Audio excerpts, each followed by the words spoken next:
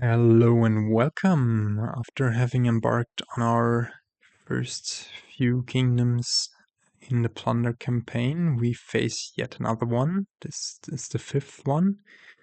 Last time was quite the struggle. The tombstone is very accurate with the 10 curses in the trash. Let's see what this tower holds for us. This one includes mirror loot, which means that all loots are the same. But apparently, at the beginning of the game, we do get to see what the loots are, and we have 30 instances of Endless Chalice. Now, the question is, what does this kingdom have in store apart from that? There are a few cards that we haven't seen so far. Search +2 money, and the next time a supply pile empties, trash this and gain a loot. So these stay in play until any supply pile empties, and then we get a bunch of Endless Chalices in this case. There's Stowaway again, +2 card next turn, and playable whenever someone gains a duration. There's Abundance. Abundance is a gold and +buy, but only the next time you gain an action card, so it stays in play until that point. Cabin Boy we saw last game a bunch with the Shaman interaction, but here it's not going to be as relevant, I think. There's Maroon, letting us trash a card from our hand and giving us +2 cards per type it has. So for example, if we trash a Cabin Boy, which has the action duration types, we draw 4 cards, but if we just trash a Copper, we get +2 cards. Remodel lets us remodel a card to gain a card costing up to 2 more than it. Mining Road, this time not durationified and treasurified, it's just +1 action, +1 buy, and +2 coin, but lets us play a treasure when we gain it. Then there's Pendant, +1 coin per differently named treasure we have in play. There's Witch, +2 cards, and each player gains a curse, a powerful attack card. And finally, we have a village in Wealthy Village, which is on play just a normal village, but if we have at least 3 differently named treasures in play when we gain the Wealthy Village, we get to also gain a loot. And in addition to that, there's Fated, and that means that when shuffling, we may put our copies of Abundance either at the bottom of or the top of our deck. Alright, openings. On the 5-2, I think Witch Search is kind of a no-brainer. Although you could argue for Search and maybe Maroon, but that looks very sketchy. I think just Witch hammering down the curses into AI's deck will be strong. But on the 4-3 or 3-4, they're both the same. I think we just open Maroon and Silver. Or we could also open Maroon and Search, but I think I like the Silver just a tad better in the case of Collision. Now, here, this is the first choice we have to make. And I also just noticed now that I didn't talk anything about what I want to do here. I think getting witches, getting a few villages will be strong. And yeah, the Cabin Boy would be able to gain us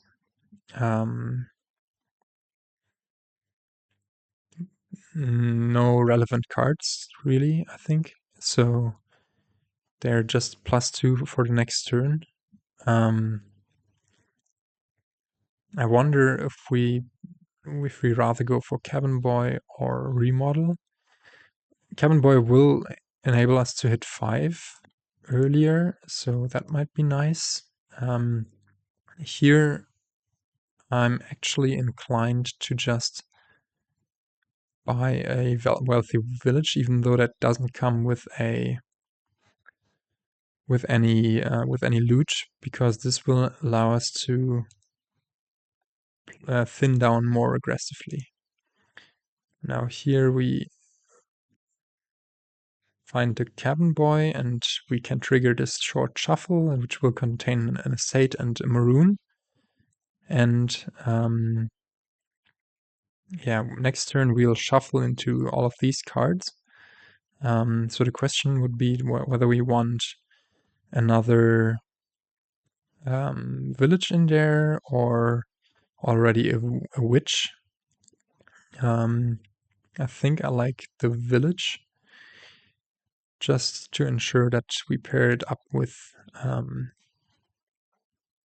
another good card. Okay, perfect.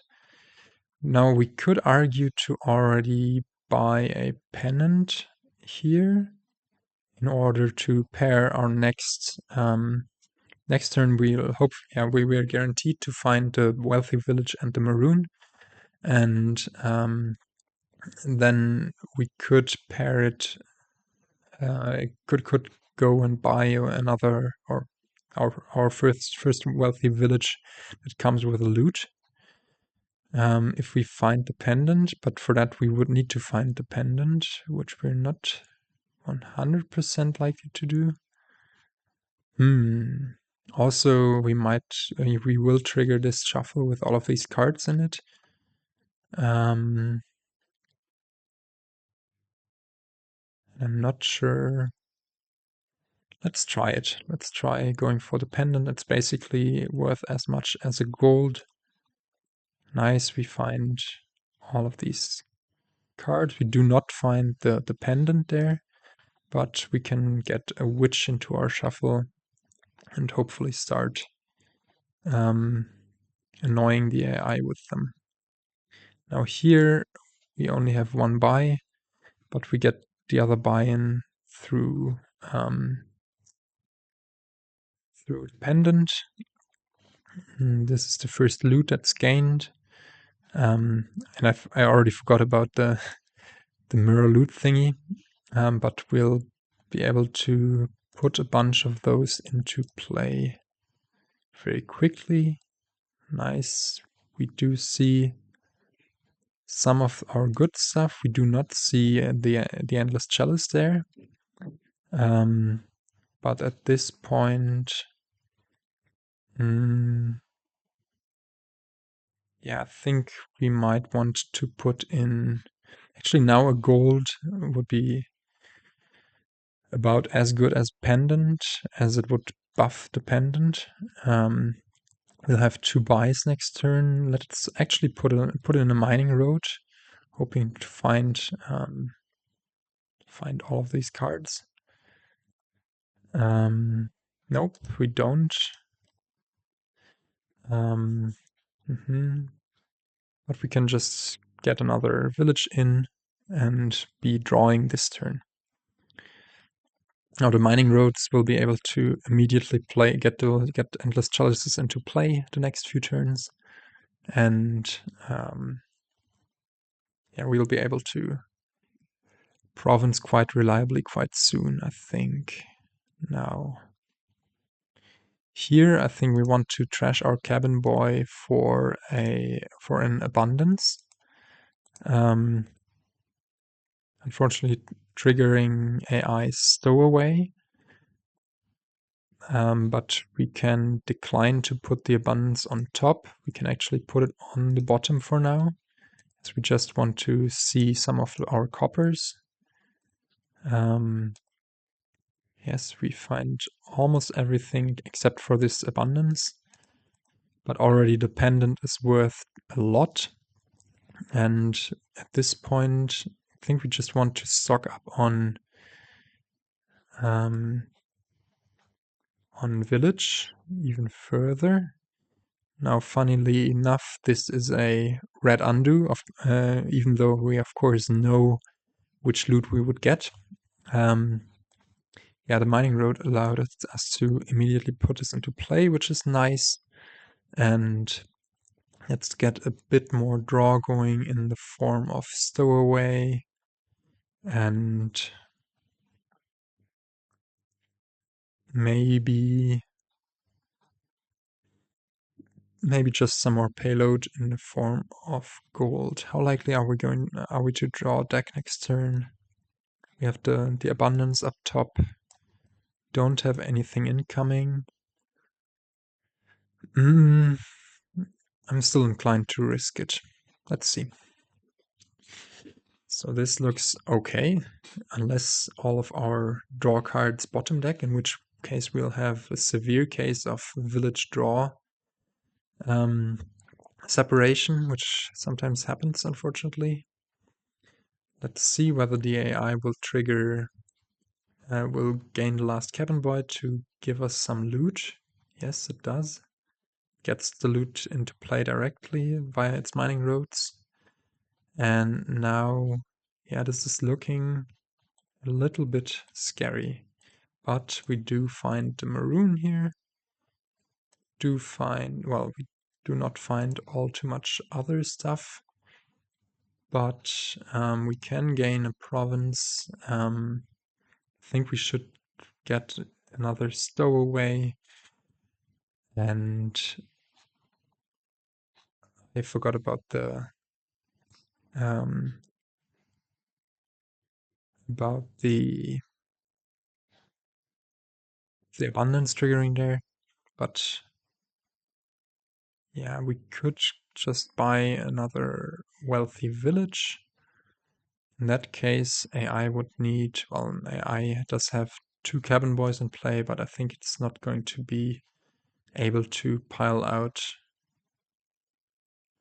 all estates or all of the searches or whatever. Although, well, getting the 8 curses in might be a possibility, but yeah, it's not able to do that much. Alright, we do get through some good chunk of our deck. Now at this point, it might even be smart to just kill this stowaway to draw 4 cards instead of just a 2. How likely is it that we hit 16? We do have the abundance at the bottom. There are 2 more wealthy villages in there, I think. And what else is there? The mining road we played. Gosh, I wish I could remember what the other card is, because the pendant, there's silver and the copper, which would mean that we have 7 with just from Endless Chalices and the mining road, and then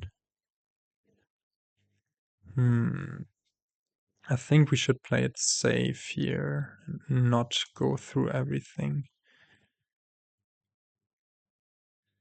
And just buy double province. Having the stowaway in play is nice. And just be very far ahead from the AI. Oh, did I have a pile out on curses there? I might have had. Oh no. Oh no, I didn't look at that. I might have had the bias to just buy all of the 7 remaining curses. But oh well, what can you do? We have 5 endless chalices in play. Quite ridiculous. But yeah, might have missed a win there. But at least we got far enough ahead of the AI that it won't be able to just pile out the estates to overtake us, but it can take province double duchy, which is also not too bad. Let's see here. How much money is this? Let me just play it out. This is that much money. So if we were to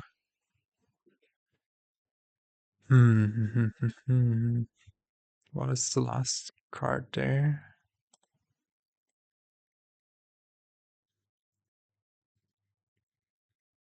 Yeah, I think we just need to...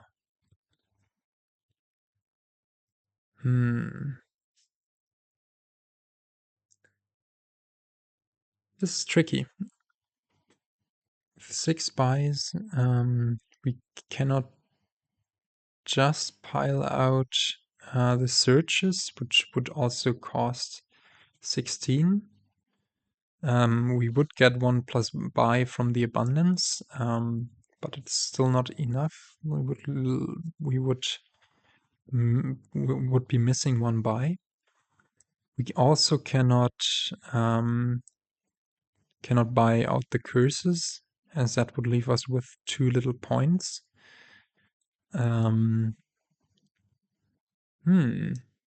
This AI has put us in a really tricky situation.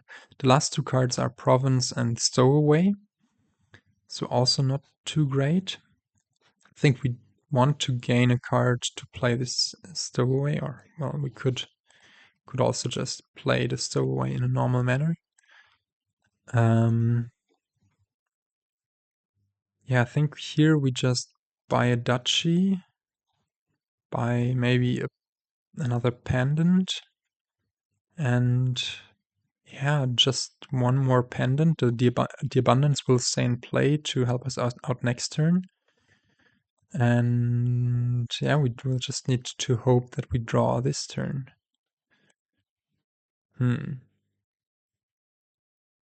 This has become trickier than I thought it would. AI hands us the win if we can hit 16, but it's quite the question as to whether we will be able to, and it doesn't look that way. Oh well, it just works out. We can just hit enough for the double province there, even though we didn't draw. But yeah, with the maroon province on top, it was a little scary. We could have trashed the silver or something like that the past turn, but that would have left us with fewer payload. I'm not really sure what to take away from this kingdom. There were a few interesting decisions. I like how I got these early villages and got thin rather quickly. I think I still like the witch as well. But the AI put up a good fight with this cabin boy spam, which might make me think that my strategy wasn't the best. But yeah, that's sometimes the case when there's an engine with rather weak-ish draw. Like Wealthy Village and a +2 card isn't too great of a draw. Yeah, I don't know. Let me know what you think. But also, of course, Endless Chalice is it's an interesting kind of loot to go with here. Yeah. Wow, now we reached the ship, and I will catch you in the next video. Goodbye.